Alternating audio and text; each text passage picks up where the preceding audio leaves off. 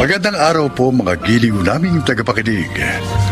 Maririnig natin ang kwento ng isang anak na pinagkaitan ng karapatang magdesisyon para sa kanyang sarili. Siya ay si Stella. Tatlo kaming magkakapatid, 2 babae at 1 lalaki.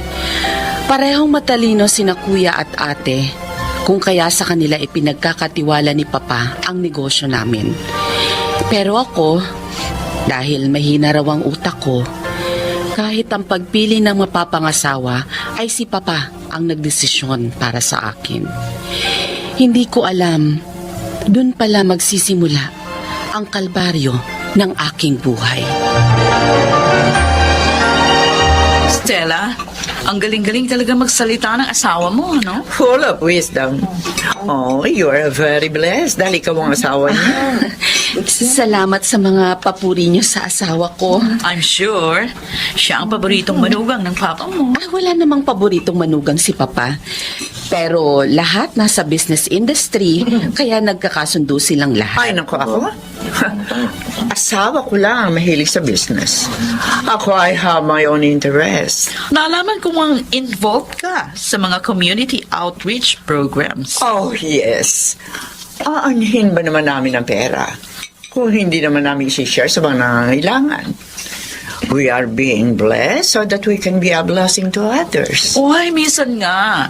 Isama mo naman kami dyan, Stella. Diba? Ha? Ha? Stella? Sa tingin ko, ano ba? Masyadong preoccupied ang isip mo. Nakaka-pressure bang maging asawa ng isang kilalang negosyante? Minsan. Pero, maitanong ko naman sa'yo, Stella. Ano yun?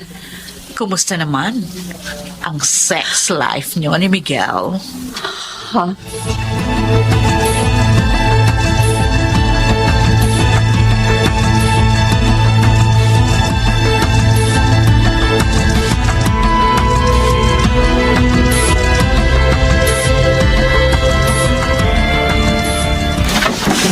Ano ba?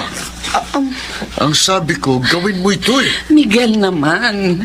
Hindi ako gaya ng mga pinapanood mo. Hindi ko kayang gawin yan. Sabi ko, gawin mo. Hindi ko nga kaya. Ano ka ba? Kung ano-ano na lang pinapagawa mo sa akin tuwing magtatalik tayo. Kung gusto mong gawin yan, maghanap ka ng babae makakagawa niyan dahil ayokong gawin yan. Talagang ginagalit mo ako. Halika. Hindi ba sabi ko? Miguel! Kapag gusto ko, gawin mo. Sige!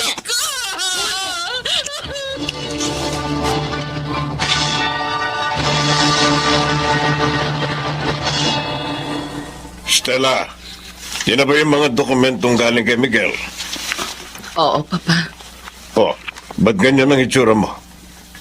May sakit ka ba? Wala ho. Wala. Bakit may pasa ka sa mukha? Nagpakatanga ka na naman ba? Nauntog lang po ako, Papa. Uuwi ang ate mo galing US. Ikaw ang mag-asikaso rito sa bahay. Pwede kang mag-hire ng mga dagdag na katulong na mag-aayos ng mga dapat ayusin. Yung kotse niya dapat malinis yun. Kumuha ka rin ng chef na magpe-prepare ng menu. Magkakaroon tayo ng small gathering pagdating niya. Opo, Papa.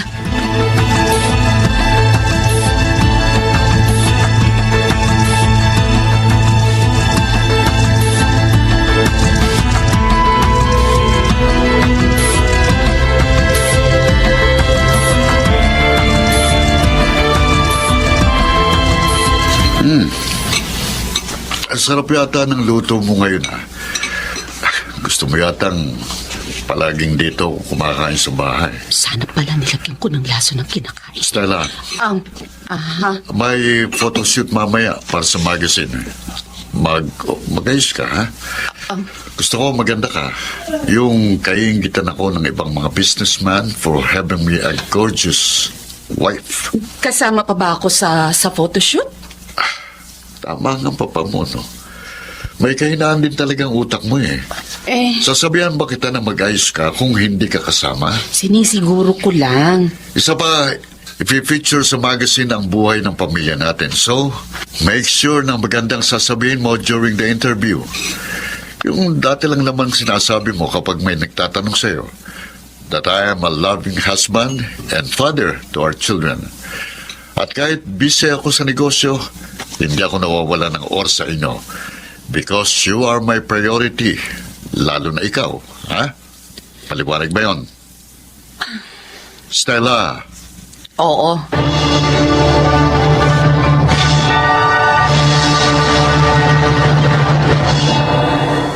Oh, good to see you, Mrs. Chen. Good evening, sir. Nasaan ang asawa mo? Oh, kausap ang manugang mo dun sa labas. Oh, sir. Ganun ba? Good evening. Oh, mabutit nakarating ka, Maria Elizabeth. Sir, sabi ko naman sa inyo, huwag niyo akong tatawagin sa buo kong pangalan. Kapangalan mo ang asawa ko, kaya I prefer calling you by your given name. Nice seeing you again, sir. Where is si Stella? Oo nga. Hindi ko pa nakikita si Stella. Tatalian ko na lang siguro ng ribbon tong sa may kaliwa kong braso. Kunwari, fashion. Eh, kaysa naman makita nilang malaking pasa. Stella, Oh my gosh! Ay, Oh. kuya! kanina ka pa hinahanap ni Papa Ha? at ni Esmeralda. Ay, oo. Bababa na ako. Teka, ano yan? Ha? Ay, Pasa yan, ha? Wala to, kuya. Anong wala? Ang laki, ha? Hindi, si Oh. King may kagagawan yan. Naglalaro nung nakaraan at si kuya niya. Nahampas ako ng laruan. Stella, kung gaya mong magsinungaling sa iba, sa akin hindi. Alam ko kung ano nangyari dyan. Kuya, Hanggang ngayon pala sinasaktan ka pa rin ni Miguel. Bakit hindi ka na lang makipaghiwalay sa kanya? nung college ka, gusto mo mag-shift ng course dahil hindi mo naman talaga gusto ang business course, di ba? Gawa mo bang gusto mo? Hindi, di ba? Stella, Wala tayong karapatang gawin ang gusto nating gawin. Hanggang bahagi tayo ng pamilyang to, kuya. Lalo na ako. Ako na walang alam, mahina ang utak, walang talento. At wala man lang napatunayan kay Papa. Siguro kung narito pa si Mama, maaari niya akong ipaglaban. Pero wala na siya. Kaya magtitiis na lang ako hanggang kaya ko.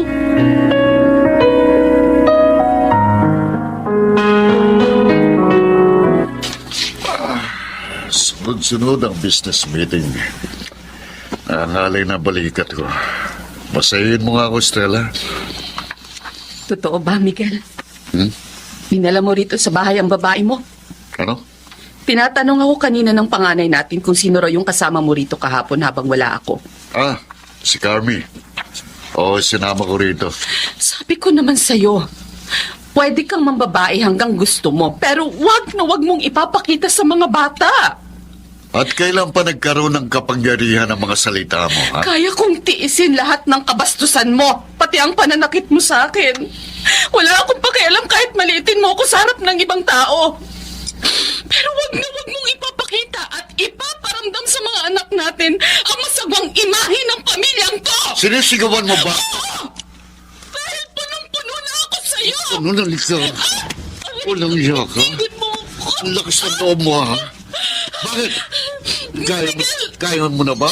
Kaya mo ng sarili mo? Kaya mo? Iwan mo ako! Alik. Iwan mo ako! Ang lakas ng loob mo, ha? Ha? Bakit? Kaya mo na ba sarili mo? Bitiwan mo sabi ako!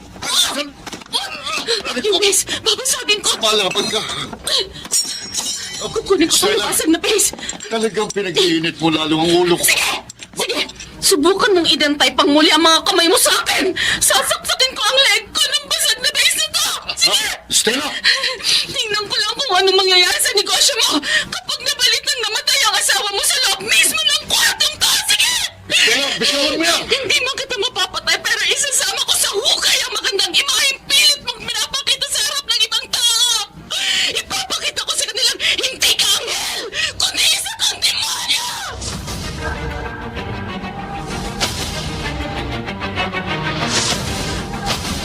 Nakikipaghiwalay ka kay Miguel? Alam mo ba kung ano yung sinasabi mo? Ha, Stella? Sa ayaw at sa gusto nyo, magpa-file ako ng annulment. Gaga! Sawang-sawa na ako sa buhay na to, Papa! Aba, Mula nang ipakasal niyo ako kay Miguel, para niyo na rin akong itinapon sa impyerno! tumigil ka! Mula noon, palagi ninyong sinasabi na wala akong kayang gawin kundi ang sumunod sa inyo dahil mahina ako.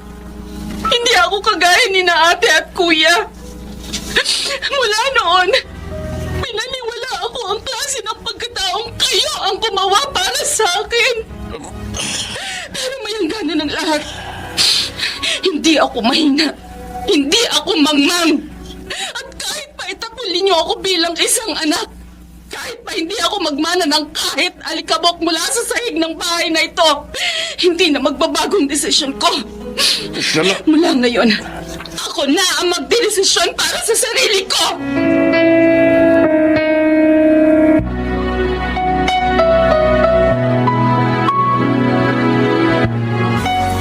Kumusta kayo rito ng dalawa mong anak? Pinadala ka ba rito ni Papa? Para alamin kung nagawa kong panindigan ng desisyon ko, Kuya? Stella, Pues, sabihin mo sa kanyang hindi ko pa naranasan ng ganitong ginhawa mula nang ipinanganak ako. Ngayon lang. hindi ako pumunta rito dahil inutusan ako ni Papa. Hindi. Pumunta ako rito para alamin ang kalagayan mo.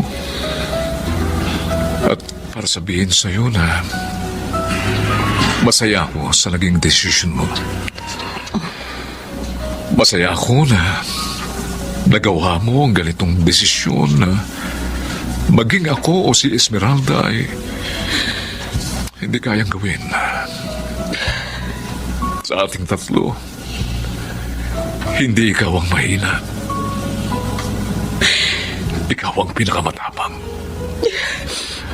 Kuya. Ngayon, Stella, kapatid ko,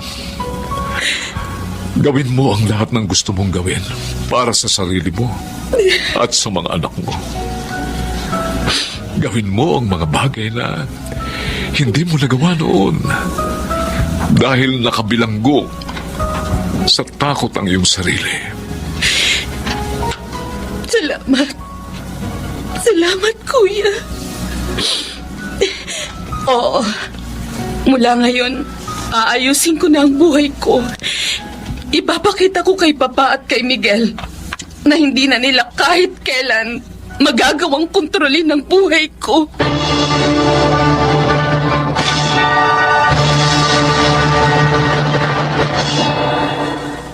Aaminin ko, mahirap ang naging desisyon kong yon.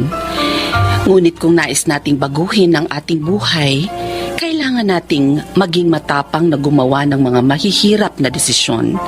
At higit sa lahat ay panindigan ito.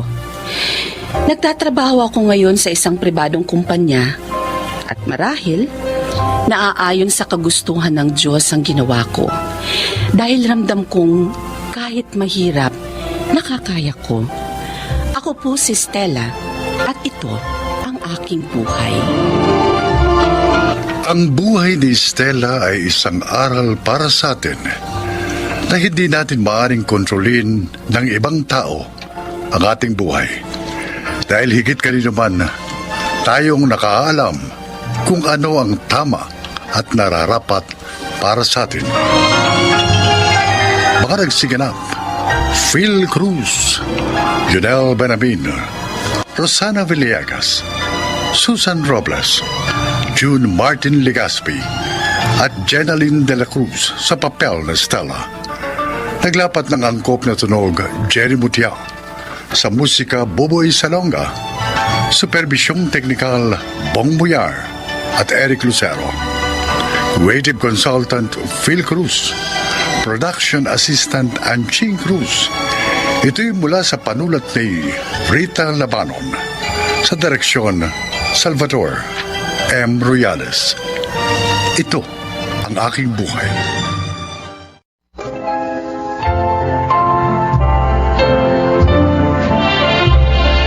Mga kaibigan, sa araw na ito, inyong maririnig ang kwento ng isang mabait na doktor na inukol ang buong propesyon sa tapat na pagbibigay serbisyo sa kanyang mga kalugar. Siya ay si Dr. Leyva. Isa akong family practice physician. Samantalang isa namang pediatrician ang aking asawang si Dr. Amor Leyva. Nakapwesto ng aming family clinic sa kabilang bahagi ng katapat naming estero na bago makarating ang mga pasyente ay kailangan pang sumakay sa isang banggang disagwan. Araw-araw mahaba ang pila ng mga gustong magpagamot sa aming klinika.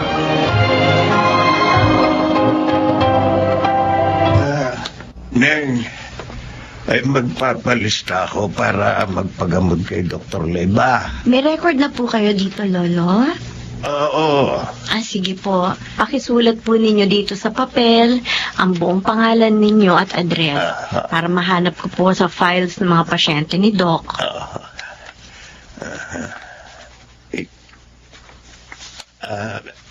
Ito, Neng. Tapos ko na isulat ng pangalan ko at address sa papel na binigay mo. Sige po, Lolo. Maupo po muna kayo sa mahabang bangkong yun, ho. Pakihintay nyo lang po na tawagin ko ang pangalan ninyo kung kayo na po ang susunod na pasyente ni Doc. Social distancing lang po tayo sa upuan, ho. Oo, Neng. Sige, haba ng bangko eh. Salamat.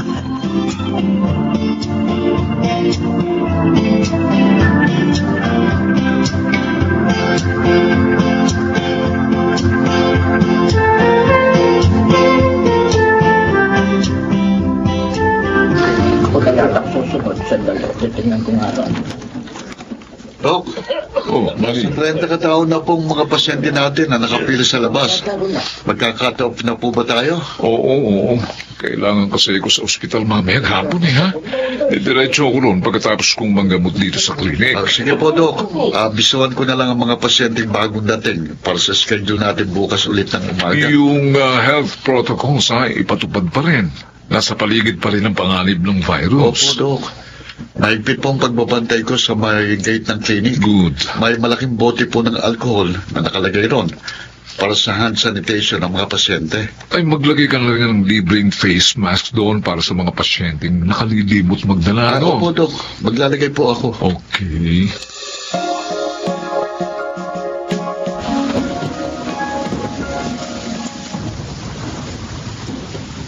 Tao po! Tao po! Sino kaya yung matandang babaeng yun na makalampag ang gate ng clinic? Parang may karga pa siyang sanggol, Kasi pa naman ang ulan. Teka, ang mabuti pa, gigisingin ko si Manny para matingnan niya kung ano ang may tutulong sa matandang babaeng nasa gate.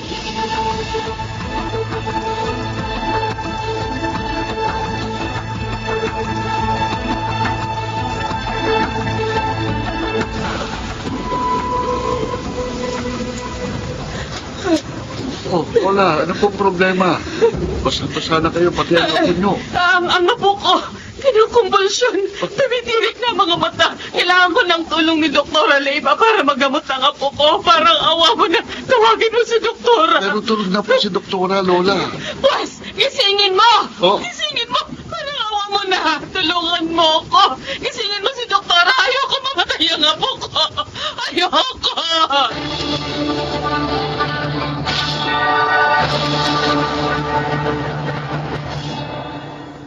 Lola, ayon sa mga resulta ng mga pagsusuri sa apo ninyo, may acute bronchitis siya. Kaya siya nilalagnat na mataas. Saan po ba nakukuha ang ganyang sakit, Doktora? Ay kadalasan po sani ito ng virus na tulad ng sipon at trangkaso. Lumalabas din po kasi na mahina ang kanyang immune system. Pero wag na po kayo mag-alala dahil nabigyan ko na siya ng mga gamot na panlaban sa kanyang sakit. Kapag hindi na po siya nilagnat mamaya, pwede niyo na po siyang iuwi. Tatapatin ko na po kayo, Doktora. Wala po talaga akong perang ibang babayad sa serbisyo nyo. Pag pati po sa mga gamot na ipinanlunas niyo sa apo ko. Ako lang po kasing mag-isa ang bumubuhay sa apo ko.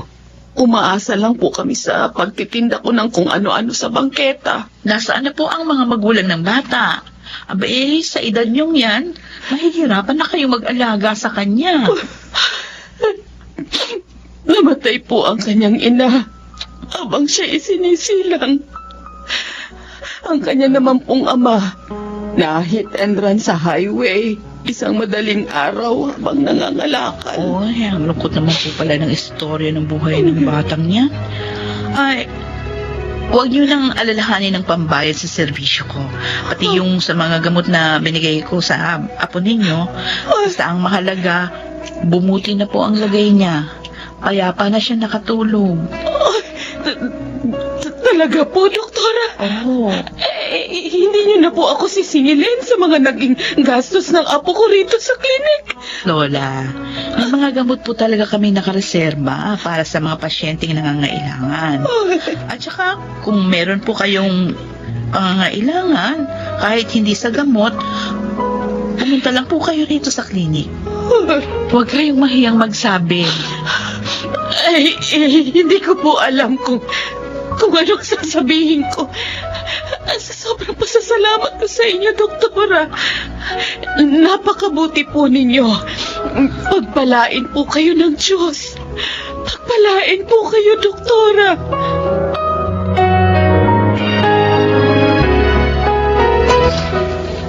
Lolo, dito po. Akin na po ang mga reseta nyo.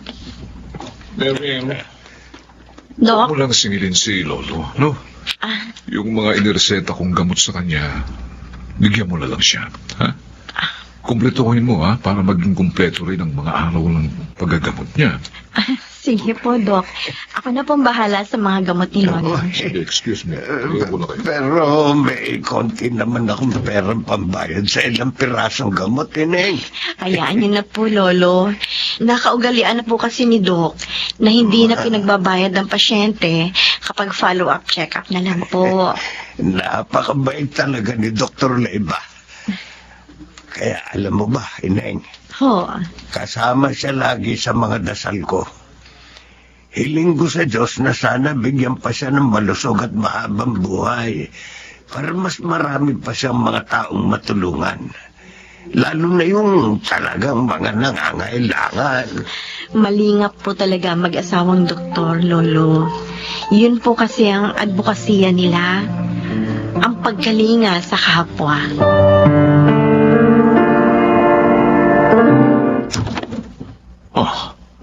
Ano yung pagkalabog na yun? Parang sa clinic room lang, asawa ko lang galing, ha? Doc, si Doktora Neva po. Biglang nawala ng malay sa klinik. Ano? Maputlang-maputla na po si Doktora. Doc, Diyos ko, ang asawa ko.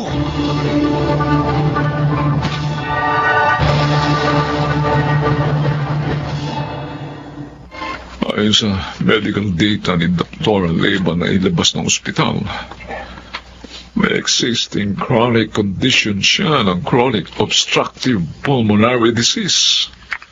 Bilang resulta ng COVID-19, acute respiratory distress ang kanyang ikinamatay. itong mga nakaraan po kasi, Doc. Talagang ang dami nating naging pasyente rito sa klinik. Pero lahat ng pag-iingat, ginawa naman natin. Hindi ba, Manny? Para sa kaligtasan nating lahat, kailangan nating magpa-swab test. Wala tayong option kundi ang isara muna ang klinik hanggat hinihintay natin ang ating mga resulta. Sama na rin doon ang pagluluksa natin sa pagkamatay ni Doktora.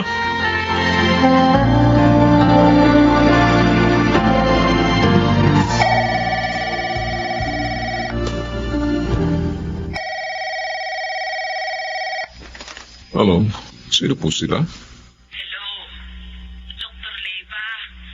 Kayo na po ba itong kausap ko? Ako nga po, ano pong may paglilingkod ko sa inyo? Malaki po kasing kasalanan ko sa inyo, Doc. Ano? Sana lang po po kayong maintindihan. At sino ba ito? Lola Huling po. Yung matandang babaeng nagdala ng apong umitirik na ang mga mata nung isang hating gabi. Yung sanggol na ginamot po ni Doktora Leyva. Opo, natatandaan ko. Nagising din po ako ng gabing yun na malakas ang ulan. Nakagustuhan ko pong madugtungan ang buhay ng apo ko. Kahit alam kong positibo ako sa COVID-19. Isinugod ko po siya niya sa klinik niyo. Positibo kayo sa COVID-19 nang nagdalhin niyo rito ang apo niyo sa klinika? At kaya po ako tumawag sa inyo ngayon. Nakukonsensya po ako, Dok. Oh, Naniniwala po akong sa akin nahawa si Doktora.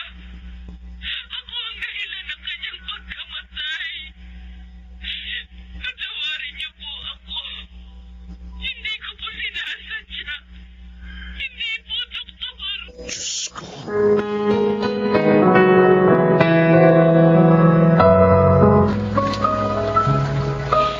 Alam mo bang natuwa ang mga taga-estero nang makitang binubuksan na natin ulit ang klinik, Manny? Oo nga. Hindi ko nga mailarawan yung pag-asang nakita ko sa kanilang mga mukha. Parang yung pag-asa rin na naramdaman natin nang magnegatibo tayong lahat ni ng doktor sa swab test. Hindi natin maaaring ipagkait sa mga taga rito ang kanilang pangangailangan medikal. Doc, Oo, masakit man ang naging pagkamatay ng asawa kong si Dr. Leyva. Pero hindi yun dahilan para isa-isang tabi natin ang pangangalaga sa medikal na kalagayan ng ating mga kalugar. Wala rin dapat sisihin sa pagkamatay ni Doktora. Nasa maselang panahon tayo ngayon. Wala tayong kontrol sa mga maaaring mangyari. Kahit pa sa kamatayan. Malaki ang responsibilidad ng profesyong ito sa bawat buhay. At yun ang dapat nating ipagpatuloy.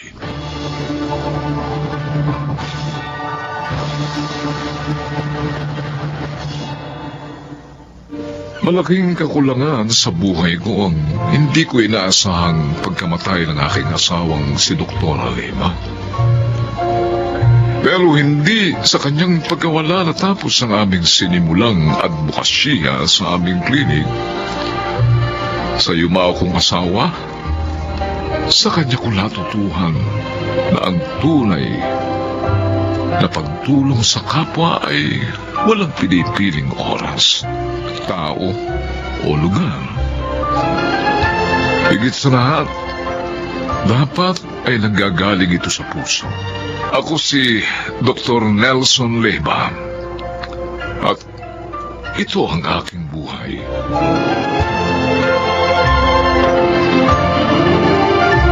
Wala naghihigit pa sa paglikap natin sa ating kapwa, tulad ng pagpapahalaga natin sa ating sarili, dahil ang pag-ibig sa kapwa ay ang katuparan ng kautusan. Mga nagsiganaw, Phil Cruz, Junel Benjamin, Rosana Villegas, Chiquit del Carmen Amor, Jenaline de la Cruz, at June Martin Legaspi sa papel na Dr. Leyva. Naglapat ng angkop na tunog Jerry Mutiao. Sa musika ni Buboy Salonga, supervisyong teknikal Eric Lucero at Bong Buyar. Creative consultant Phil Cruz. Production assistant Anching Cruz. Ito'y mula sa panulat ni Sel Barlam. Sa direksyon, June Martin Legaspi at Maynard Landicho Jr. Ito ang aking buhay.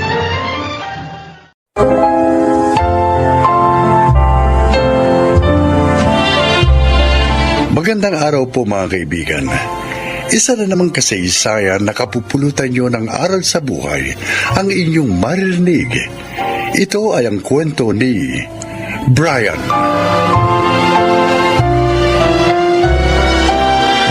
Panganay ako sa amin ni Lorna. 20 anyos lang ako noon nang pumanaw si Itay. Makaraang ilang buwan, nagkasakit si Inay at nasunog ang aming bahay. Kaya naman upang mabuhay, napilitan akong kumapit sa patilim. Nalabis ko naman pinagsisihan. Kaya lahat ay ginawa ko upang mabago ang buhay ko.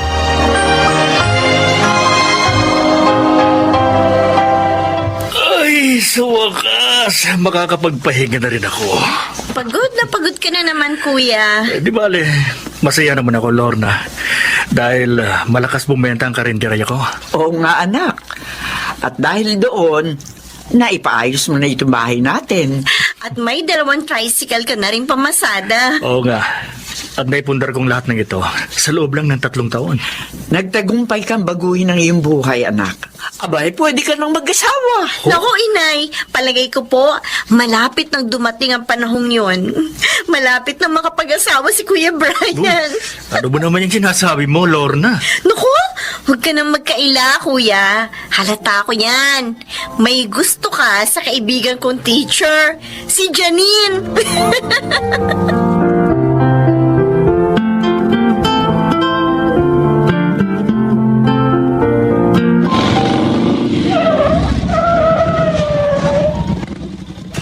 Oh, nandito na tayo sa inyo, Janine.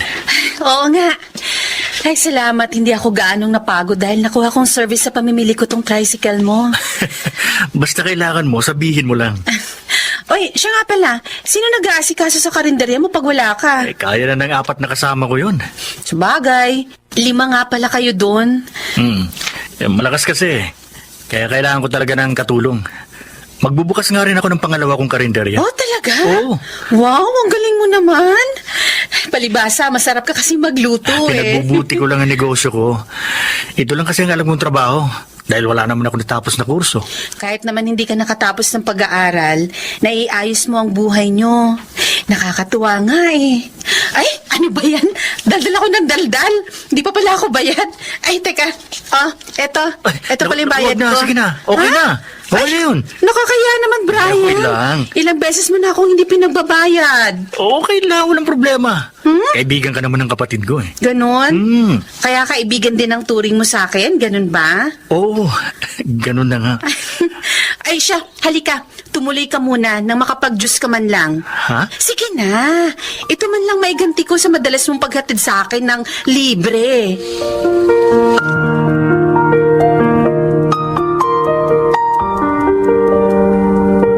Ano, tapos ka na mag-check ng mga test papers ng mga estudyante mo, Ma'am Lorna? Oo, Ma'am Janine. Kaya nga nagpunta na ako dito sa inyo para makipagkwentuhan sa'yo. Bored ka ba sa inyo? Paano ako lang kasi mag-isa dun ngayon? Nasa sina Brian at Aling Elisa.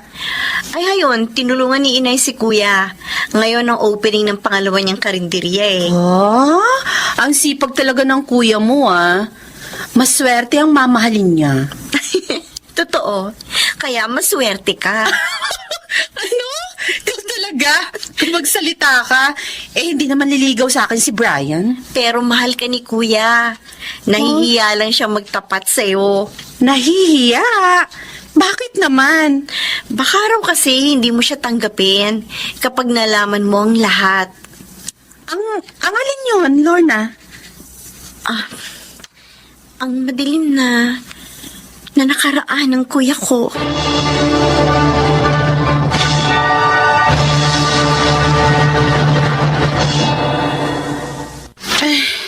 Salamat sa paghatid mo sa akin, Claude. Okay lang yun, Janine. Ikaw lang eh. Kung sinasagot mo na ba ako di lagi ka nang may service. Magandang kotse pa. Hindi pangit na tricycle. Parang may gusto kang tukuyin. Madalas ka kasing magpahatid kay Brian. Naliligaw ba sa'yo mo kong ngayon? Ay, hindi. Kaibigan ko lang ang kapatid niya, kaya kaibigan ko na rin siya. Mabuti naman. Nagsasalos ka ba? Janine, hindi siya bagay sa'yo. Isa kang high school teacher at may kaya sa buhay. Samantalang siya, may negosyo nga. Patakbuhin karinderya lang naman. Sobra ka namang manlait. Malinis na hanap buhay yun. Akong bagay sa'yo. Dahil pareho tayong titulado at may kaya sa buhay. At saka marami ka pang hindi alam kay Brian. Na kapag nalaman mo, ha, ikahiya mo siya. At least siya, naiayos niyang buhay niya. At hindi niya tinatapakan ng iba para lang maiangat ng sarili niya. Janine, Pasensya ka na, Claude. Biglang sumama ang pakiramdam ko eh. Pwede ba? Umalis ka na.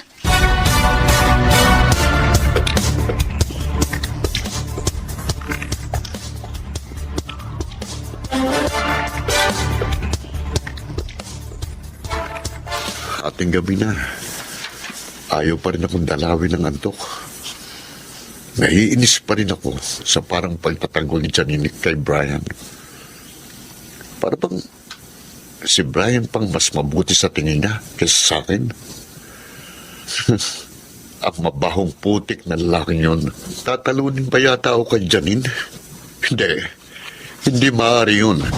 Hindi ako papayag.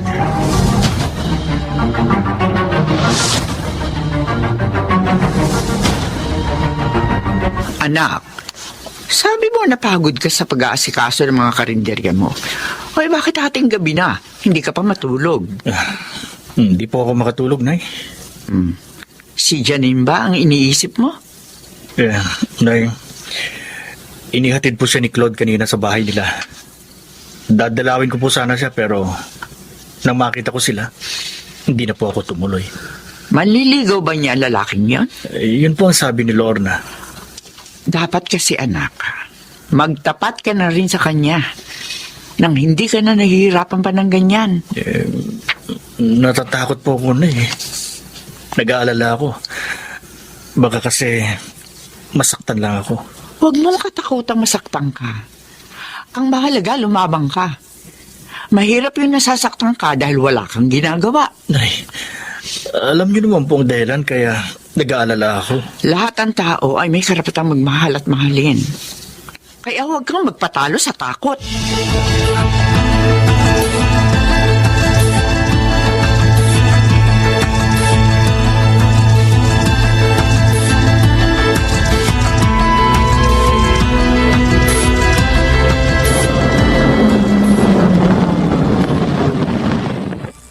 Hi, Janine.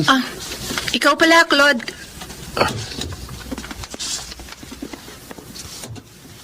Nahirapan kang sumakay? Okay lang, may darating ding tricycle. Halika, ihatid na kita. Wag na. Salamat na lang. Sino gusto mong maghatid sa'yo? Ang putik na si Brian? Wala siyang ginagawang masama sa'yo. Kaya huwag mo siya kamakin. Talagang pinagtatanggol mo siya? Bakit? Gusto mo siya? Umalis ka na nga dito. Iwan mo ako. Akala mo ba papayag ako na matalo ng lalaking yun? Nagkakamali ka. Halika. Aray ko, bitiwan mong braso ko. Oo, kapag nasakay ka na sa kotse ko. Hindi ako sasama sa'yo. Ayoko. Bitiwan mo sabi ako eh.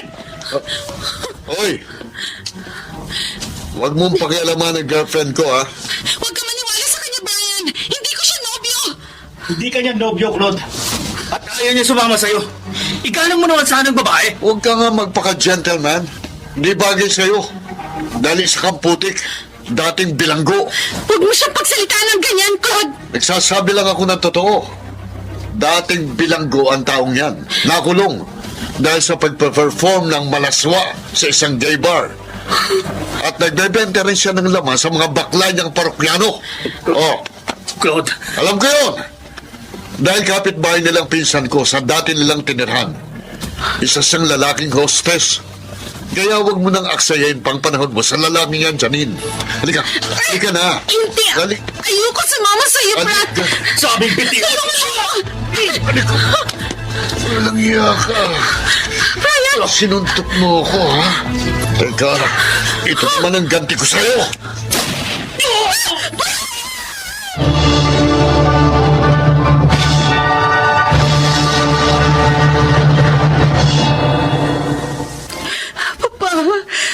Papa, iniligtas ako ni Brian. Oh, Kung hindi siya dumating, malamang natanay na ako ng Claude na yon. wawa naman siya. Ay, kumusta na siya ngayon, anak? Ay, ginagamot pa po siya ng mga doktor. Pero nasa ospital na po sina Aling Elisa at Lorna. Papa, ayoko mawala si Brian. Ayoko. nakikita ko sa iyo. Mukhang talagang mahal mo siya. Opo, Papa. Pero hindi pa siya nanliligaw, hindi ba? Mahal po niya ako. Alam ko yun. Nahihiya lang siyang magtapat dahil sa nakaraan niya. Kung ano man ang naging pagkakamali niya noon, naniniwala ako na napatawad na siya ng Diyos.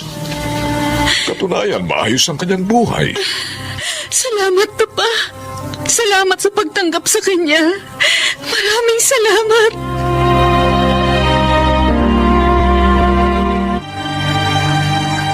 Janine, salamat. Dinalaw mo ko. Pinuntahan kita. Hindi para dalawin, kundi para sabihin sa'yo na hindi lang ang pamilya ni Brian ang nag-file ng kaso laban sa'yo. Maging ako. Janine, patawarin mo na ako. Nagawa ko lang yung sa labis na pagmamahal ko sa'yo. Masahol ka pa sa bilanggo, Claude. Pinagtangkaan mo ng masama ang iyong kapwa. Kaya dapat lang na magtusa ka.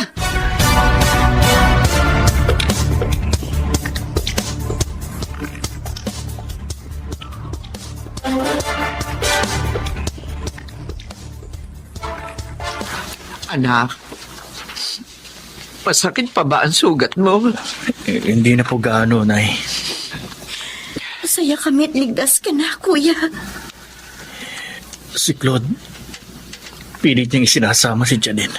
Nakakulong na ang walang hiyang lalaking yon. At si Janine naman, natuwa rin nang sabihin namin nagkamalay ka na. Pupunta raw sila dito ni Mang Nestor mamaya.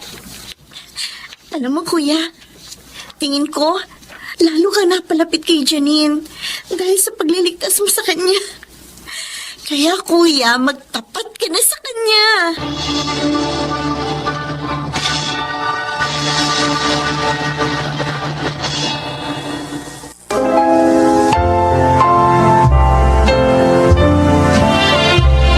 Kasal na kami ni Janine ngayon at may isa ng anak. Salamat sa Diyos. Naging madilim man ang buhay ko noon. Tinulungan pa rin niya akong maiayos ang lahat. Ako po si Brian at ito ang aking buhay. Hindi lahat ng nahuhulog sa putikan ay tunay na marumi.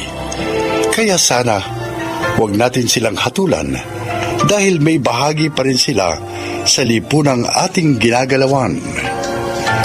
Mga nagsiganap: Susan Robles, Chiquit del Carmen Amor, Jenaline de la Cruz, June Martin Legaspi, Phil Cruz at Maynard Landicho Jr. sa papel na Brian.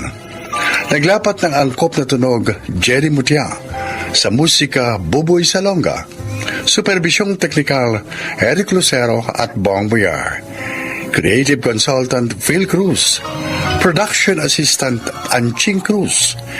Ito'y mula sa panulat ni Selma Corporal Alcantara, sa direksyon Salvador M. Royales.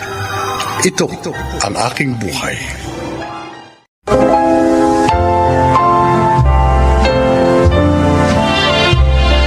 Magandang araw po sa inyong lahat. Isa na naman pong kasaysayan na kapupulutan ng aral sa buhay ang inyong maririnig. Ito ay ang kwento ni Ludi.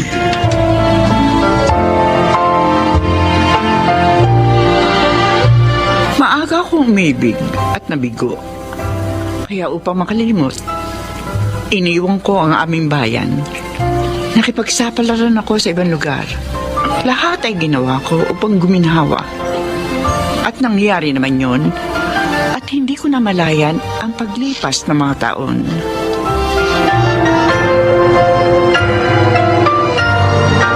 Wow! Aling Ludi, ganda pala ng bahay niyo, oh. Oo nga. Ngayon lang tayo nakapasok dito, Vina. Oo. Paano? Laging sa labas lang kayo nakikipagkwentuhan sa akin. Salamat nga po pala sa pag-imbita sa amin dito. Nagpa-deliver kasi ako ng pagkain. Malungkot naman kumain mag-isa, kaya naisip ko nayayain kayo. Ay, naku. Wow, makakakain pala tayo ng masarap, Vina. Oo nga, Eva. O bakit? Hindi ba masarap ang pagkain niyo sa inyo? Ako po talagang hindi. Kasi maliit lang kinikita ko sa pagtitindi eh. Kaya pinagkakasya ko yon sa mga gastusin ko. Uli lang lubos na po kasi ako eh. Ako naman lolo ko na lang yung inaasahan ko. Maliit din po yung kita niya sa pagpipedicab. Kaya madalas, hindi masasarap yung pagkain namin. Ang lolo mo lang ang sumusuporta sa'yo? Opo, kaya nga hindi ako makapagkuleyo eh. Asan ang parents mo? Sabi po ng lolo ko, niloko daw yung nanay ko nung nakabuntis sa kanya. Yun naman nanay ko na wala kwenta. Ayun, iniwan ako dun sa lolo ko. Okay. Ang lungkot pala ng mga buhay niyo. Nga po. Buti pa, huwag na natin pag-usapan yan, ha? Tara na, kumain na tayo. Kaya magugustuhan niyo yung mga kakainin natin.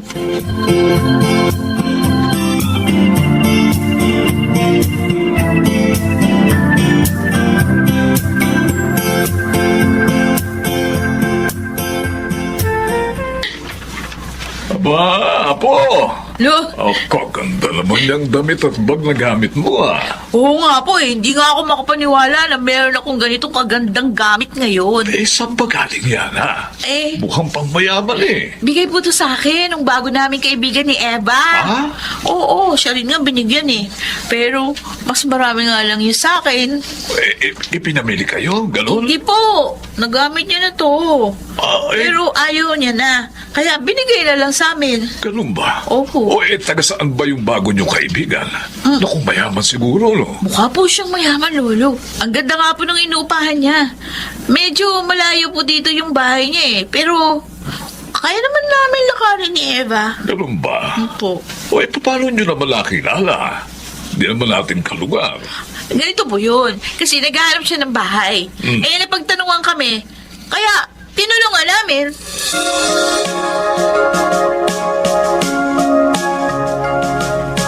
Ang yaman naman ng bago niyong kaibigan.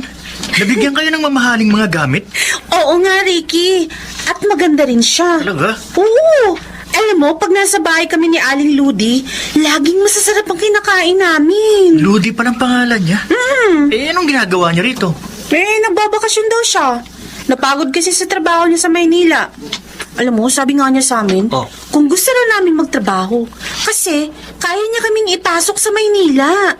Sa Maynila? Ay, hindi. Dito rin sa probinsya. Yun naman, sinabi ko na nga Maynila eh. Nagulat lang naman ako. Ito naman Alam mo, para naman nakakatakot yun. Bakit naman? Kasi malayo ang Maynila dito. Wala kang kamag-anak doon. At balita rin na maraming napapahamak doon. Alam mo, kung lahat ng tao ganyan nang iisipin, wala lang aasenso. Dapat pala hindi nila ako sumamang mamasyal sa'yo dito sa park. Huwag kang mainis, Eva. Nagmamalasakit lang naman ako eh. Alam mo namang mahal kita. Alam mo yun, di ba?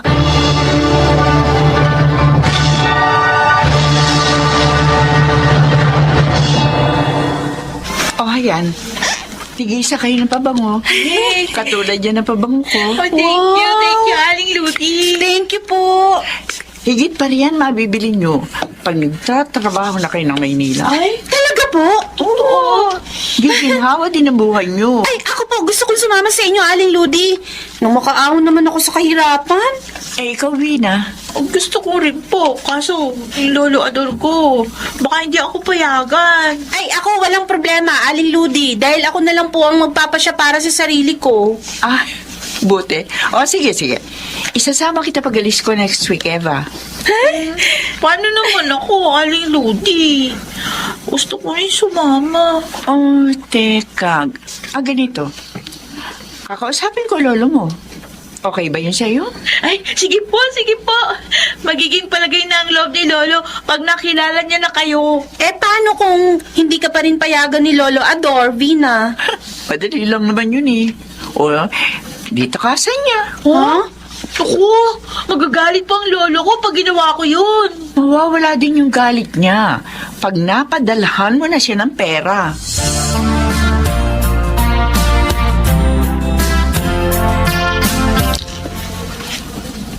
Boss Lover, napatawag po kayo?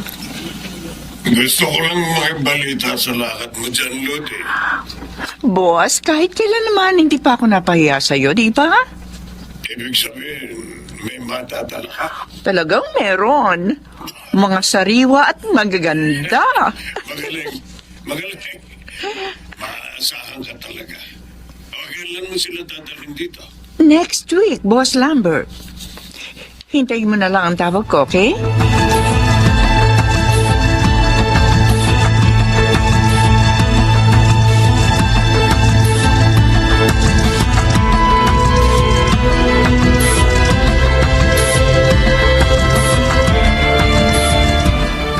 Lolo, Oh, bukas po sasama ko dito si Aling Ludi. yung bayamang kaibigan nyo ni Eva? Opo. Naku, Apo, hindi ba't sabi ko sa'yo, ayokong umalis ka, ha? Abay, mahirap na. Baka mapahama ka. Hindi natin kilalalang lubusan ang sasamahan mo. Kasama ko naman po si Eva eh. Ay, bata rin si Eva na tulad mo. 19 lang. Matanda lang sa'yo ng 2 taon. O anong magagawa niyo para makaligtas kung sakasakali man? Wala naman kayong kakilala sa Maynila. Mukha naman pong mabait si Aling Ludi. Lo, sige na. Pumayag na kayo sumama ako sa kanya. Apo. Para makaipon ako at makapag-aral sa kolehiyo. Bukas po kakausapin niya kayo. Apo. Pakinggan niya naman sasabihin niya.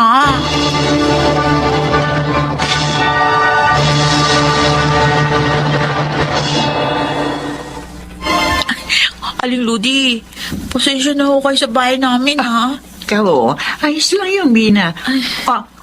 Asan ang lolo mo? Ay, parating na po yun. Kaninang umaga pa siya nagpadyak, eh. Ina. Ay, ayan na. Narito na po kami ni Aling Ludi, Lolo. Oh, narito na pala ang bisita mo. Opo. Eba. Lodi. Kilala niyo siya, Lo? Itay, Ha? Teka, ba't tinawag niyo siyang itay?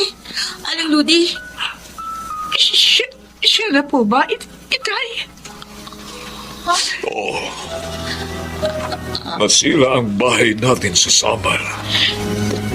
Tinangay ng bagyo.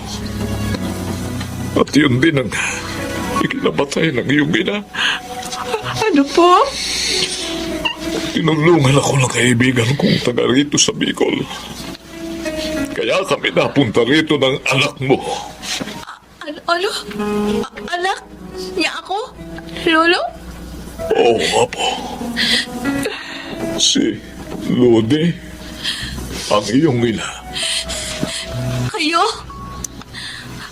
Kayo ang walang kwenta kong ina na nang iwan sa akin kina Lola at Lolo? Hindi ko alam na mangyayari ito.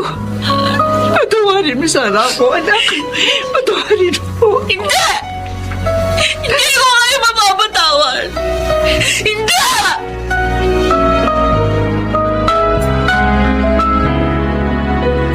Ang sama talaga ng loob ko, Eva. Sana nga hindi na lang kami nakita. Huwag ka nang umiyak. Buti nga nagkita kayo. Hindi lahat ng tao nagkakaroon ng chance na makita pa ang magulang nila. Nasasaktan pa rin ako. Sa tuwing maaalala ko, nainiwan niya ako ng maraming taon. At least ngayon, makakapag-aral ka na ng hindi nagtatrabaho.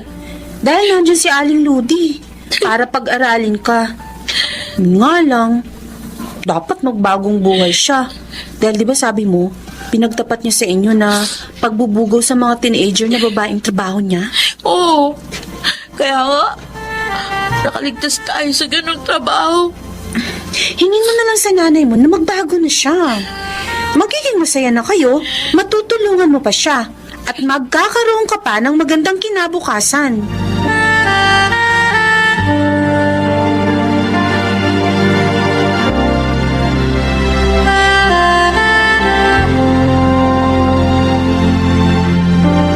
Wala pa rin ba siya, Itay? Oh, malamang nagpunta yun kay Eva. Doon sa kaibigan niya matalik. Alam ko ang bahay niya.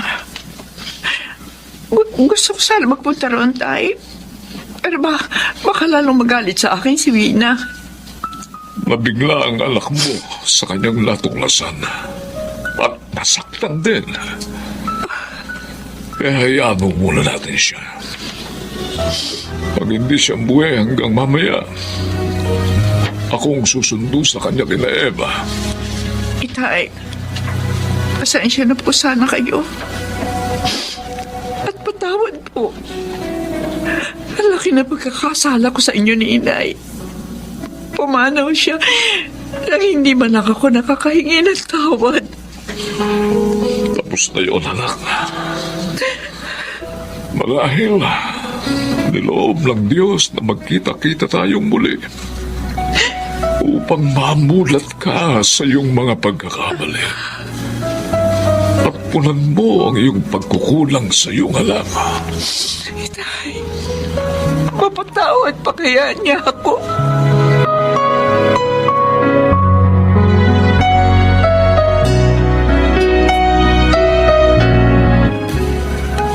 Bakit nandito pa rin kayo? Dapat umuwi na kayo doon sa malaking bahay. Rina, anak, alam ko napakalaki ng pagkakasala ko sa iyo. Pero sana, bigyan mo naman ako ng pagkakataong maituwid ang aking mga pagkakamali. Samahan niyo. Tinalikuran yung responsibilidad niyo sa akin. Hindi ko naman kasalanan na isilang ako dito sa mundo. Tapos nakuha niyo pang pagbugaw ng kabataang babae. Para lang kayo magkapera. Inaamin ko ang lahat ng pagkakamali ko, anak. At siguro nga, ito na ang panahon upang tahakin ko na ang tamang landas. Sana, tulad ni Itay, samahan mo rin ako sa landas na iyon.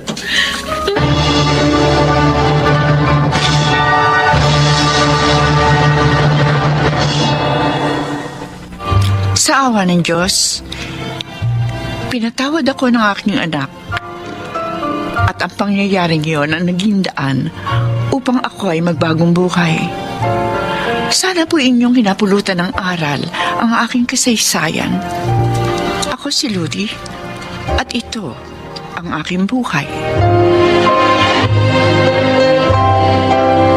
Laging mayroong puwang para sa nagbabagong nilalang.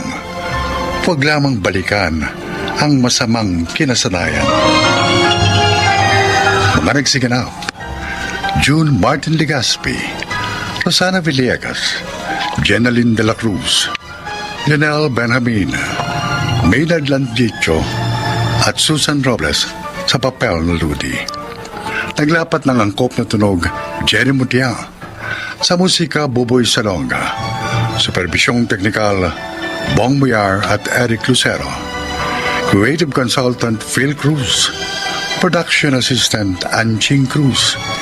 Ito'y mula sa panulat ni Thelma Corporal Alcantara. Sa direksyon, Salvador M. Ruyanes. Ito ang aking buhay.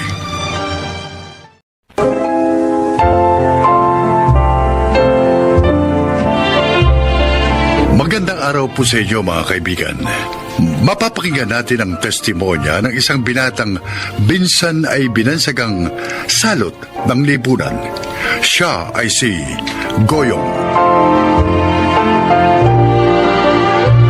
Lumaki ako sa pamilyang isang kahig, isang tuka. Dahil may katamaran din. Sa halip na magtapos sa pag-aaral, mas ginusto ko pang tumambay na lang. Ngunit nainip ako sa buhay tambay, kaya naghanap ako ng mapagkakaabalahan. Kaya naman kung hindi nagsusugal o nagsasabong, madalas akong nakikitang nakikipag-inuman. O kaya naman nakikipagrambulan. Akala ko habang buhay na akong ganon. Ngunit may plot twist na naganap. Goyong, pwede ka na lumabas. Tapos ng reglementary period. Mamaya na, Sarento. Dito na ako manananghalian sa presinto. Mukhang masarap ang ulam niyo. Pambihira. Ginagawa mo na yata ang hotel itong selda rito sa Station 3. Sisihin mo yung mga kabarangay namin. Hindi nagsasawang ireklamo ako, di pahuli siya. Tapos hindi naman tinutuloy ang pagsasampa ng kaso. Sila pa pala ang may kasalanan eh. Ikaw itong mahilig maghamon ng suntukan tuwing nalalasing. Itong pinakahuli, binato mo pa ang bahay ng mismong kapitan ninyo. Alam mo kasi, Sarento, naiinis ako doon sa kapitan namin na yun eh. Ang tamad. Hindi man lang maipaayos yung basketball court namin na nasira ng bagyo eh. Wala tuloy kaming mapaglibangan kapag walang sabong. Ilang taong ka na ba, Goyong? 30. 30 anyos ka na. Oo. Tapos hanggang ngayon, libangan lang ang inaabot ng isip mo. Uy, ano naman ang aasahan mo sa kagaya kung hindi nakapagtapos, Sarento? Hindi ba sumasideline ka dati kay Mang Dado? Nagdadrive ka dati ng jeep, hindi ba? Nakakapagod na magtrabaho, Sarento eh. Kung ganon, pareho pala kayo nung kapitan nyo. Tamad!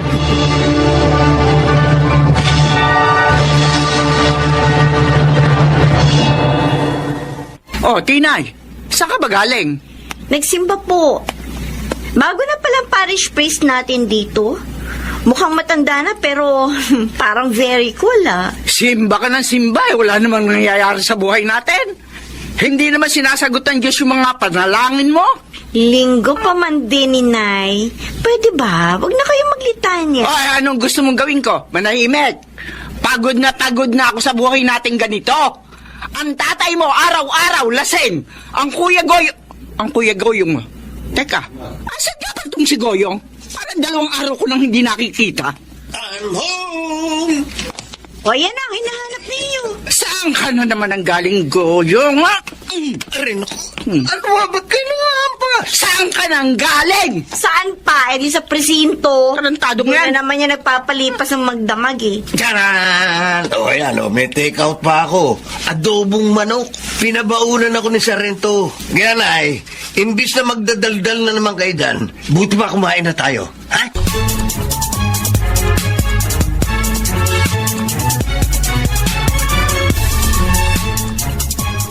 Ay, Panginoon. Kailan mo ba babaguhin ang kapalaran ng pamilya namin? Pagod na rin ako sa ganitong buhay. Isa pa, nakikiusap pa ako sa inyo, Diyos ko. Baguhin mo na ang Kuya Goyong ko. Natatakot na ako. Baka isang araw, hindi na siya sa presinto mapunta, kundi sa... Inay! Si Inay? Inay! Oh, Nay, bakit po? Ang Kuya Goyong mo! Ang Kuya Goyong mo! Bakit? Ano ba nangyari kay Kuya Goyong?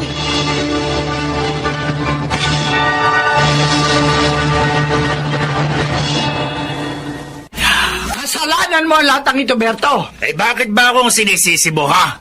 Hindi ka naging magandang halimbawa sa anak mo. Kaya yan, lumaking barumbado. Uy, baka ako bang kasama ng anak mo nang lumaki sila?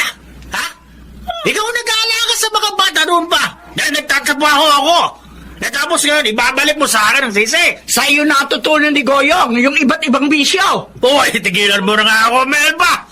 Imbes na bukangaan mo ako, asikasuhin mo yung anak mong nasa ospital. Kung may maayos ka sanang trabaho, eh di nakapagtapos sana yan ang pag-aaral niya. Hindi eh. Yan, tumatambay lagi, naglalasing, naghahanap ng karambulan. O sige na nga ako na. Ang unang may kasalanan ng lahat ng kamalasang nangyayari sa pamilyang to. Ako na. Ikaw lang ba naman ako nanalo sa'yo? Ikaw naman ang palaging tama.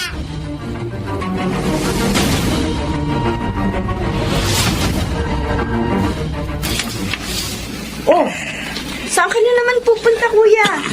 Di pa naghihilom yung sugat mo sa kilay mo tapos nangingitim pa yung paligid ng kaliwa mong mata, oh. Nabuburyong na ako rito sa bahay. Kuya, muntik nang himatayin si nanay na makita kang duguan. Akala niya nabasag na yung bungo mo. Ang drama nyo?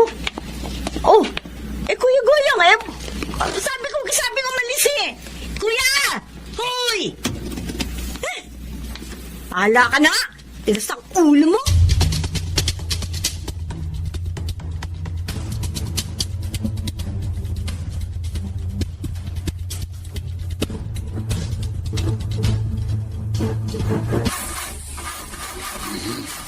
Ano ba naman itong sasakyan na ito? Kung kailan ako nagmamadali, saka naman nagpapapansin. May ikakasal ako ng alas 8 ng umaga. 7:30 na ng umaga. Nangyari? Ay, salamat sa Diyos. Mukhang may mabuting Samaritano. Ano yan? Ayaw mag-start ng makina eh. Pari kayo? Oo. Aba, knockout ba? Ano? Kako, knockout ba yung kasuntukan mo? Sa tingin ko, ikaw ang tumumba eh. Ano, tama ba ako? Gusto niyo ba umandar yan sa sakyan niyo? Joke lang. Sige nga, tingnan mo nga. Baka magawan mo ng paraan. May nahabol pa naman akong kasal. Kakarag-karag na ito sa sakyan niyo. Bumili na kayo ng bagong sasakyan, Father. Maayos ko to ngayon, pero luman-luman na ang kotse niyo eh. Baka pag naayos ko to ngayon, bukas makalawa, sira na naman to. Marunong ka bang mag-drive? Bakit?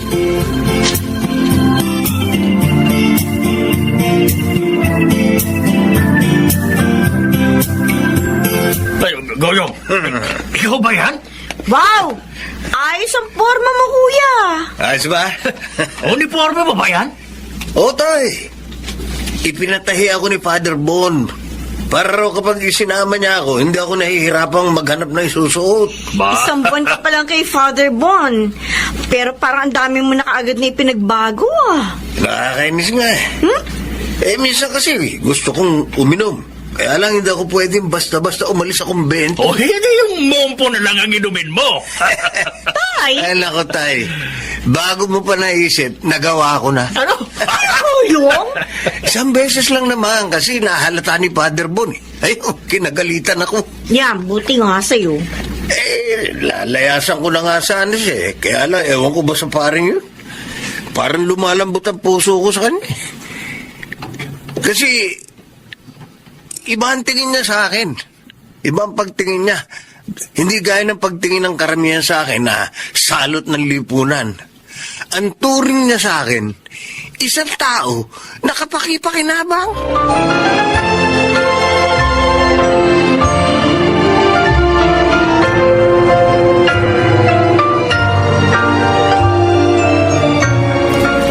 Magandang umaga po, Father. Oh, Melba, napasyal ka. Ay, may dala po ako sa inyo. Ba, ano ito? Mga bagong pitasuyang abukado. Pa, mukhang masarap ito ah. Salamat. Si Goyong nasa kabilang opisina. May tinuturo ang mga kabataan. May activity kasi kami sa susunod na linggo. Magaling din palang magsayaw ang anak mo. Magsasayaw sila ng may kanta sa simbahan. Kaya siyang nagtuturo. Ay, nasilip ko nga po kanina. Father Bon, maraming salamat po. Alam niyo ho ba, dati ho kasi sakit ng ulo ko yung si Goyong. Sa totoo lang, naku, hinihintay ko na lang na may magbalita sa akin na napatay na yan ng mga kaaway niya. Doon kasi ho sa amin, palagi yan naghahamon ng away. Lalo na kapag laseng. Pabalik-balik na ho yan sa istasyon ng pulis. Bay, ang sabi ko, kung hindi siya mapapatay, siya makakapatay. Melba, walang imposible sa Panginoon. Kaya niyang baguhin ang buhay ng isang tao, basta't magtitiwala lang tayo sa Kanya. Father, maraming salamat po sa pagturing sa kanya bilang parang anak niyo na rin. Mabait naman si Goyong.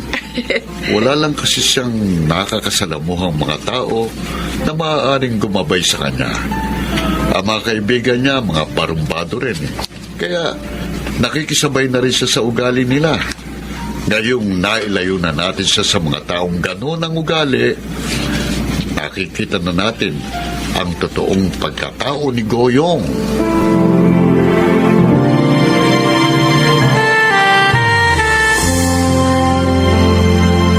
Ay, ano ba yan? Ay, naku, ang tanda-tanda ko na, Goyong, para magbasa niyan. O isa pa, wala akong salamin. Hindi ko na mababasa ang malilit na letra gan. Nakakuha na naman kayo ng palusot eh. O sige, pagdating ng sweldo ko, Ano? ipagagawa ko kayo ng salamin sa mata. Ha? Para lang makapagbasa kayo ng Biblia. Ay, naku, wag na. Gagastos ka pa eh. Huwag ka na kasing kumontra, Tay. Uy, naku, isa ka pa. Tinay, sama mo nga ito si tatay itong linggo kapag nagsisimba ka. Ay, oo, kuya. Sige. Tay, Oh, alam ko, corny itong sasabihin ko para sa inyo. Ano yan? Pero, alam nyo, masarap pala ang buhay kapag malapit ka sa Diyos. Minsan, akala natin, wala na tayong pag-asa. Wala na tayong mararating sa buhay. Pero kapag isinuko mo pala ang buhay mo sa Diyos, pati mga problema mo, unti-unti mong makikita ang pagbabago.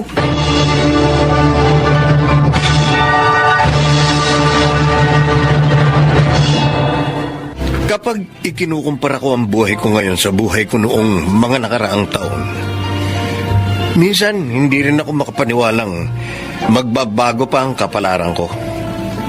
Hindi ko alam na ang dating salot ng lipunan magiging produktibong mamamayan. May papel pala talagang ginagampanan ang ating environment sa ating pagkatao. Dahil palaging mga barbado ang kasama ko noon, kaya gano'n na rin ako. Pero nang nakilala ko si Father Bon at ang iba pang mga naglilingkod sa simbahan, nag-iba na rin ang ugali ko. Higit sa lahat, nakilala ko ang Diyos. Ako si Goyong, at ito ang aking buhay. Habang nabubuhay ang isang tao, hindi imposible ang pagbabago, lalo na kung gugustuhin niyang magbago.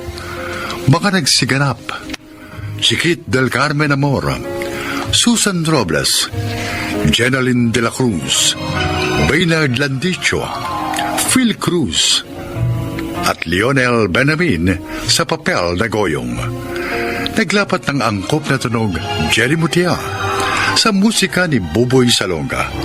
Supervisyong teknikal Eric Lucero at Bong Villar. Creative Consultant Phil Cruz. Production Assistant Anching Cruz. Sumulat ng ating kasaysayan Rita Labanon. Sa direksyon Salvador M. Rioles. Ito ang aking buhay.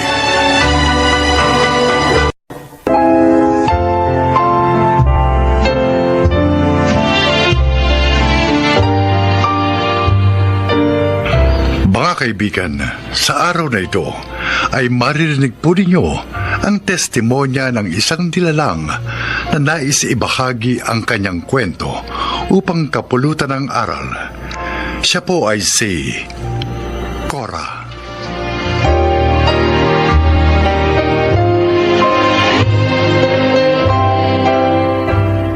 Isa akong ina na may kapansanan. Nasunog ang aking balat sa isang aksidente. Kaya simula noon, nahirapan na akong buhayin ang aking mga anak. Nakatira kami sa ilalim ng tulay at umaasa sa mga tira-tirang pagkain para mabuhay.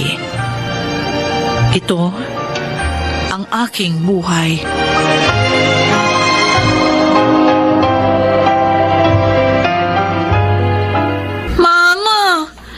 Kanina pa po tayo naghihintay dito. Gutom na ako. Angel, konting tiis na lang ha. Mamaya, may lalabas siya sa kainan para magtapon ng basura.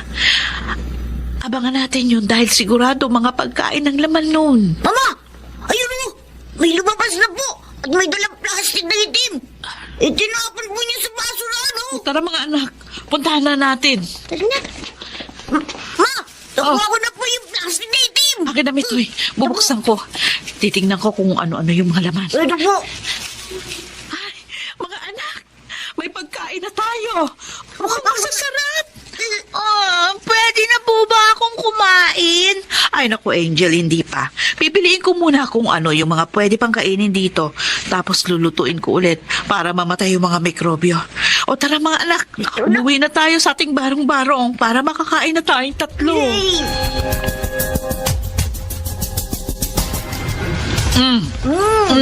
Ano mga anak? Nasarap ba? Opo. Lalo na po yung mga balat ng fried chicken. Sarap. Ako naman po. Gusto ko yun ng pesyahay. Kahit na tira-tira, masarap naman. Niluto at sinarapan kong mabuti yan para ligtas kainin. O sige na, kain lang kayo ng kain. Sarap. Sarap. Ma? Bakit po kayo natigilan sa pagkain? Hindi mo ba masarap yung pating nakuha nyo? Pasensya na kayo mga anak kung hindi ko kayo napapakain ng maayos. Alam ko delikado itong kinakain natin pero wala akong maisip na ipakain sa inyo. Ang hirap kasi ng buhay. Wala akong mapasukang trabaho kasi tingnan niyo naman ang itsura ko. Hirap akong kumilos dahil sa balat ko. Mama, di naman po namin kayo sinisisi kung ganito ang naging buhay natin. Ang importante lang naman po, magkakasama tayo. At may nakakain pa rin tayo kahit papano. Pero huwag kayong mag-alala. Kapag may pagkakataon ako, pakakainin ko rin kayo ng malinis at sariwang pagkain.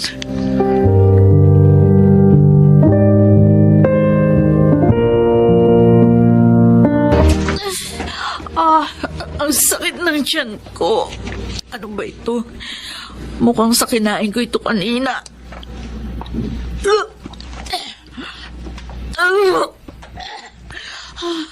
Buti na lang, hindi sumakit ang tiyan ng mga anak ko. Mama, bakit gising pa po kayo? Masakit po bang tiyan nyo? Oo, anak. Siguro dahil doon sa kinain ko kanina. Pero kaya ko to. Idudumi ko lang to tapos mabilis yung mawawala ang sakit ng tiyan ko. Sigurado po kayo? Sige na, anak. Matulog ka na. Opo, ma. Diyos ko. Patawarin niyo ko kung hindi ko kayang buhay ng maayos si Mitoy at Angel.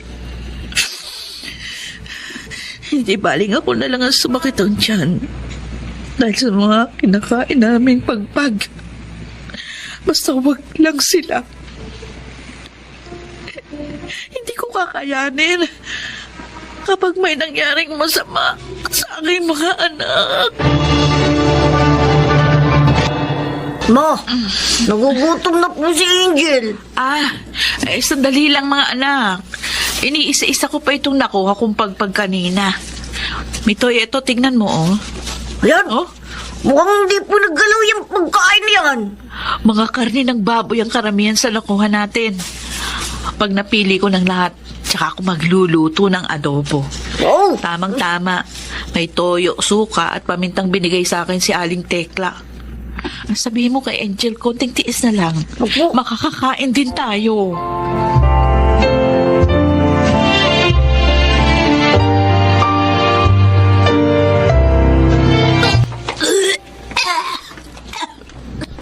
Angel? Oh, Diyos ko! Ano nangyayari sa'yo? ang sakit po ng tiyan ko, Mama. Tulungan niyo po ako. Mitoy! Mitoy, halika, dali! Bakit po? Ang kapatid mo! Sumasakit ang tiyan. Tulungan mo akong kargahin. Hihingi tayo ng tulong. Opo.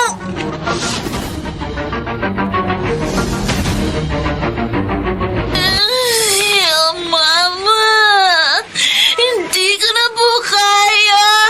Ay, tulong! Tulong, pakiusap, tulungan yung anak ko. Mawawa kayo sa amin. Hindi na kaya ng anak ko yung pamimilipit ng tiyan niya.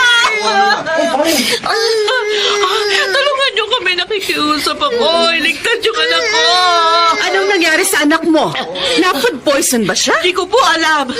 Kumain lang po kami ng pagpag na adobo. Ayan, sumakit na po ang tiyan niya. Kailangan madali siya agad sa ospital. Ikaw, bata, tawagin mo yung tricycle na naroon. Sabihin mo pumunta dito. Opo. Iililigtas natin ang anak mo, Ale. Tatagan mo ang loob mo.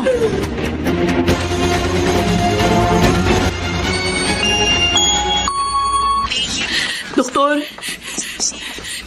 kumusta na po ang lagay ng anak ko? Ligtas ng bata. Tama kayo. Sumakit ang tiyan niya dahil sa kinain niyang pagpag.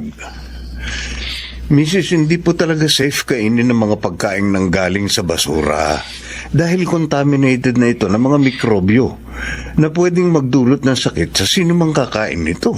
Wala po kasi kung mapapakain sa mga anak ko. Mahirap lang po kami. Wala pong trabaho. Hindi po ako matanggap dahil sa itsura ko. Kaya pagpag lang po ang kaya kong ibigay sa kanila. Ganun ba? Opo. Eh, pasalamat tayo sa Diyos dahil naagapan ang sakit ng anak mo. Dahil kung tumagal pa yan, pwede niya yung ikamatay. Ay, sige, Mrs. May asikasuhin pa akong ibang pasyente, no? Maiwan ko na po kayo. Salamat po, Doktor. Opo. Salamat po. Iniligtas yung anak ko. Ano sabi ng doktor? Ligtas na daw po ang anak ko. Naku, maraming salamat sa inyo. Tinulungan niyo ako madala si Angel sa ospital. Ano po palang pangalan nyo? Cora po. Ako si Mrs. Cruz. Nagtatrabaho ako bilang social worker sa DSWD. Huwag kang mag-alala sa babayaran dahil ako na ang sasagot ng bills. Ako na rin ang bahala sa mga gamot ng anak mo. Ano ko, Mrs. Cruz? Malaking bagay po itong ginawa niyo para sa amin. Ilalapit ko rin sa DSWD ang mga anak mo. Baka meron silang maitulong sa inyo.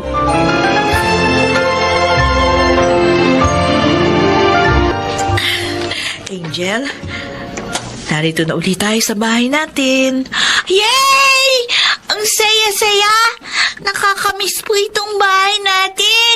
Alam mo, Angel, masaya kami ni Mama na magaling ka na. Ay, Mrs. Cruz, tuloy po kayo sa munting tahanan namin. Salamat. Pagpasensyahan nyo na po yung bahay namin. Maliit lang po. At saka medyo yumayanig.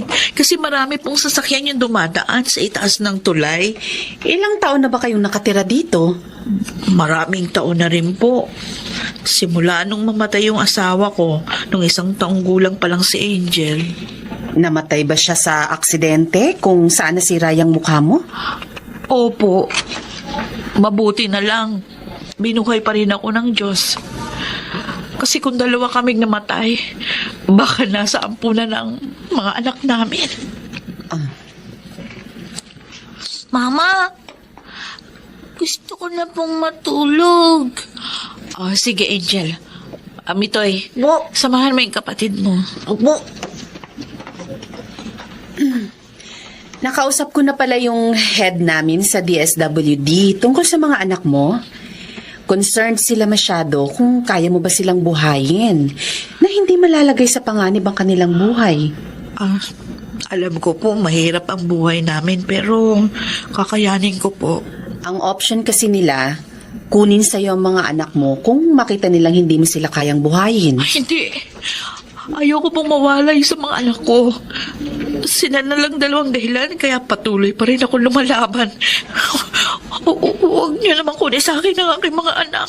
Pero mas mapapabuti ang buhay nila kung mailalagay silang pareho sa pangangalaga ng DSWD. Patawad po, Mrs. Cruz. Pero hindi po kailanman ibibigay ko ang mga anak ko. Hindi po. O mga anak, eto na ang pagkain nyo. wow! Instant noodles! Saan niyo po ito nakuha, Mama? Namalimos ako sa tulay. Yung naipong ko, binili ko na lang yan. Hanggat maaari, ayoko na kayong pakainin ng pagpag. Yay! Hindi na pagpag ang kakainin namin! Mitoy, Bo. iluto mo na tong noodles para makakain na kayo. Opo, Mama. Tara, Angel. Cora! Si Mrs. Cruz ito! Sandali lang po. Ay. Mrs. Cruz, tuloy po kayo. Ano pong balita? Nakausap ko na ang DSWD tungkol sa mga anak mo. Hindi na sila kukunin sa'yo. Talaga po. Sa halip, tutulungan kanilang mabigyan ng kabuhayan para masuportahan mo mga anak mo. Aba, magandang balita po yan kung ganun. Tutulong din ako sa'yo.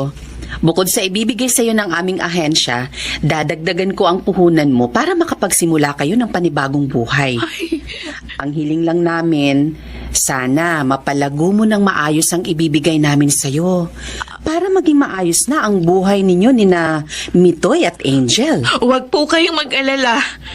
Pinapangako ko sa inyo, palalaguin ko ang anumang ibibigay niyo sa akin. Maraming salamat. Tatanawin naming malaking utang na loob sa inyo ito. Good luck, Cora. Naway gabayan kayo ng Panginoon.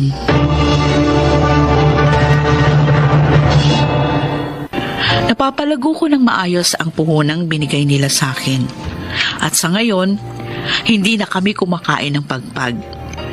Nabigyan din kami ng gobyerno ng pabahay at hindi na rin kami nakatira ngayon sa ilalim ng tulay.